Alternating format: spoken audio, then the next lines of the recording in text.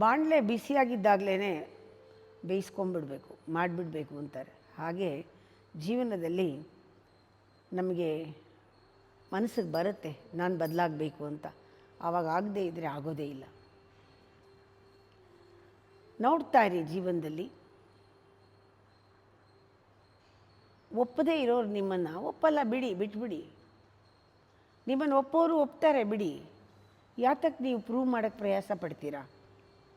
ಇದೊಂದು ಪ್ರಾಕ್ಟಿಕಲ್ ಮಂತ್ರ ಮಾಡ್ಕೊಳ್ಳಿ ನೀವು. ನಾನು ಯಾರನ್ನೂ ಪ್ರೂವ್ ಮಾಡಲ್ಲ. ತಪ್ಪಾಗತ್ತಾ? ಸರಿ ಅಂತ ಪ್ರೂವ್ ಮಾಡಬೇಡಿ, ಒಪ್ಕೊಳ್ಳಿ ತಪ್ಪು ಏನೀಗ.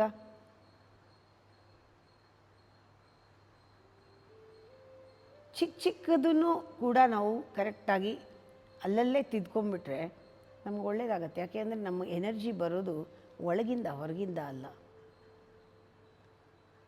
ಅದನ್ನು ಇವತ್ತೇ ಶುರು ಮಾಡಬೇಕು. ಅದಕ್ಕೆ ಯಾವತ್ತೂ ಪೋಸ್ಟ್ಪೋನ್ ಮಾಡಲೇಬಾರ್ದು.